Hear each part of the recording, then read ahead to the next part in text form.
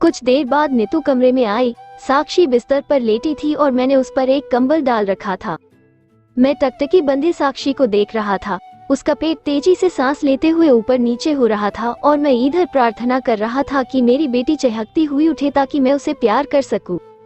नीतू दरवाजे पर कान पकड़कर खड़ी हो गई और वहीं से दबी हुई सी आवाज में बोली, सॉरी। उसकी आवाज सुन मैंने उसकी तरफ देखा। उसके चेहरे से उसका दर्द झलक रहा था। मैं उठा और उसे अपने गले से लगा लिया। I am really sorry. Neetu रो पड़ी क्योंकि वो भी साक्षी से बहुत प्यार करती थी। It's okay, I am sorry. मुझे आपको वहाँ सबके सामने नहीं डांटना चाहिए था, मैंने कहा। आपको सॉरी बोलने की कोई जरूरत नहीं है, आपने कुछ नहीं किया। मेरी जगह आपने ये गलती की होती तो मैं भी आपको ऐसे ही डांटती, नीतू बोली। इतने में भाभी खाना लेकर आ गई और वो भी थोड़ी घबराई सी थी। पर नीतू को गले लगाने के बाद मेरा गुस्सा शांत हो चुका था। माफ करना भाभी, मैंने कहा। नीतू ने एकदम से भाभी के हाथ से खाने की थाली ले ली और मुझे उन्हें भी गले लगाने को कहा। मैंने भाभी को गले लगाया और तभी भाभी बोली, सॉरी सागर भैया। भाभी ने अंग्रेजी बोलने की कोशिश की। वादा करती हूँ कि आज के बाद मैं साक्षी का ख्याल रखूंगी। मेरे लिए इतना ही बहुत था। फिर उन्होंने मुझे खाने को कहा तो मैंने मना कर दिया। भाभी एक बार साक्षी को उठ जाने दो, फिर मैं खा लूंगा। भाभी ने थोड़ी जोर जबरदस्ती की पर मैं अड़ा रहा। आखिर भाभी नीचे चली गई और उनके पीछे मैंने नीतू को भी भेज दिया ताकि वो सबको खिला दे। नीतू ने सबको समझ बूझा कर खाना खिला दिया और सबको यकीन दिला दिया कि मेरा गुस्सा शांत हो चुका है। शाम को 4 बजे साक्षी उठी और उसने उठते ही मुझे देखा। मुझे देखकर उसकी किलकारियां कमरे में गूंजने लगी। बुखार अब कम हो चुका था और अब उसके खाने का समय था। मैं साक्षी को लेकर नीचे आया तो देखा सब के सब चुपचाप आंगन में बैठे हैं। मैंने भाभी को इशारे से अपने पास बुलाया और उन्हें साक्षी को देते हुए कह दिया कि वो साक्षी को दूध पिला दे। अश्विनी मेरी झड़ सुनने के बाद भाभी के कमरे में ही दुबकी बैठी थी और जब भाभी साक्षी को लेकर आई तो वो समझ गई कि साक्षी का दूध पीने का समय हो गया है। भाभी उसी के सर पर बैठी रही जब तक उसने साक्षी को दूध नहीं पिला दिया। इधर मैं आंगन में बैठ गया और नीतू खाना परोसने लगी। बेटा इतना गुस्सा मत किया कर, तेरा गुस्सा देखकर तो आज मैं भी डर गया था, ताऊ जी बोले। देख तेरे चक्कर में बहू ने भी खाना नहीं खाया, माँ बोली। मैंने सबके पांव छूकर उनसे अपने बुरे बर्ताव की माफी मांगी और उन्हें समझा दिया कि मैं साक्षी को लेकर बहुत पजेसिव हूँ। मेरी मानसिक स्थिति को समझते हुए उस समय किसी ने मुझे कुछ नहीं कहा, पर ये बात नीतू को भली भांति समझाई जा चुकी थी कि मेरा साक्षी से इस कदर मोह बढ़ाना सही नहीं है। नीतू भी मजबूर थी और किसी से कुछ नहीं कह सकती थी, वरना वो सबको सच बता देती।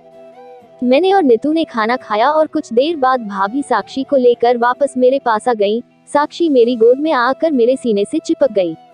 रात को खाना खाने तक मैं सबके साथ नीचे बैठा रहा, पर साक्षी को एक पल के लिए भी खुद से दूर नहीं किया। खाना खाने के बाद मैं, साक्षी और नीतू ऊपर आ गए। मैं कपड़े बदल रहा था और साक्षी बिस्तर पर चुपचाप लेटी थी। बेटा, आई एम सॉरी, मैंने आपकी तकलीफ नहीं समझी। आप रो रहे थे और मैं कुछ नहीं कर पाए। I am bad mother, Neetu ने खुद को कोसते हुए कहा। No you are not a bad mother, that idiot is a bad mother. अब खुद को ब्लेम करना बंद करो और साक्षी को प्यारी सी किसी दो, मैंने कहा तो नीतू ने साक्षी के गाल को चूमा। साक्षी को किसी मिली तो वो एकदम से मुस्कुरा दी और अपने नन्हे हाथों से नीतू की लट को पकड़ लिया। नीतू अपनी नाक को साक्षी की नाक से रगड़ने लगी। मेरी बेटी फिर से हंसने लगी और उसकी किलकारियां कमरे में गूंजने लगी। मैं और नीतू साक्षी के दोनों तरफ लेट गए और उसे सुलाने के लिए मैंने कहानी सुनाना शुरू किया। कुछ ही देर में नीतू सो गई पर साक्षी जाग रही थी।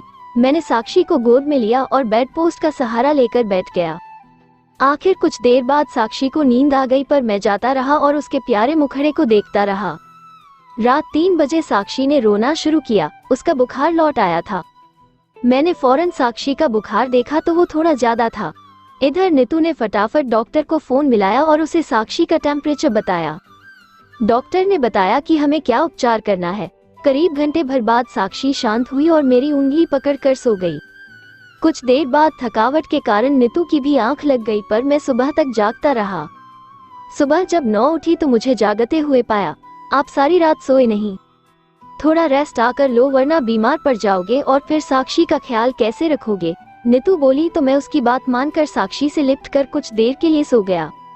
घंटे भर बाद ही साक्षी उठ गई और अपने छोटे छोटे हाथों से मेरी दाढ़ी पकड़ने लगी।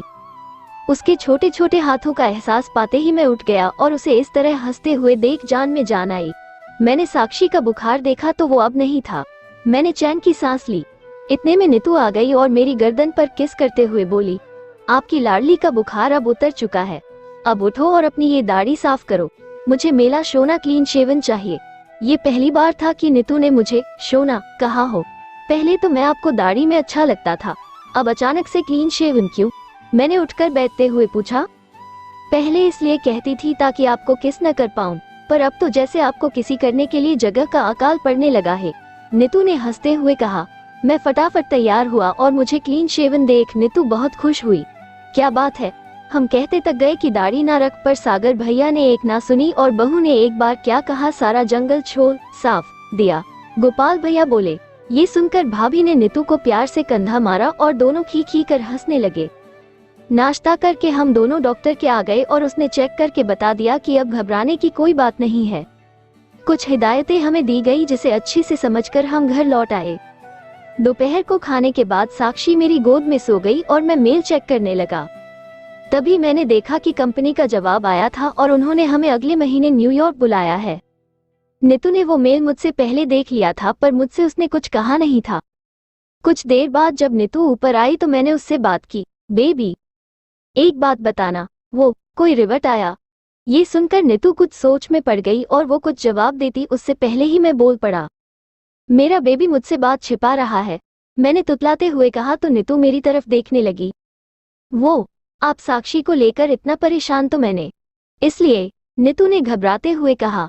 मैंने हाथ खोलकर नीतू को गले लगने बुलाया और उसके कान में खुसफुसाते हुए बोला, आपको पता है ना हमने कितनी मेहनत की है। मैं साक्षी से प्यार करता हूँ, पर उतना ही प्यार मैं अपने काम से भी करता हूँ। इसलिए नेक्स्ट टाइम मुझसे कोई बात मत छुपाना। हमारे पास बस 1 महीना है और अभी काफी काम पेंडिंग है। मैंने कह तो दिया, पर मैं जानता था कि मैं साक्षी को छोड़कर नहीं जा पाऊंगा। अगर मैं चला भी जाता तो वापस गांव नहीं लौट सकता था, क्योंकि 6 महीने होने वाले थे। हम दोनों को ऑफिस अटेंड किए और वहां काम संभालने वाला कोई नहीं था। मैं बस इसी चिंता में खोया था कि नीतू मेरी तकलीफ समझते हुए बोली, आई प्रॉमिस कि हम अकेले नहीं जाएंगे, साक्षी हमारे साथ जाएगी। नीतू की ये बात सुन मेरा दिल उम्मीद से भर उठा। मैं इतना खुश था कि मैंने नीतू से ये तक नहीं पूछा कि वो ये सब कैसे करने वाली है।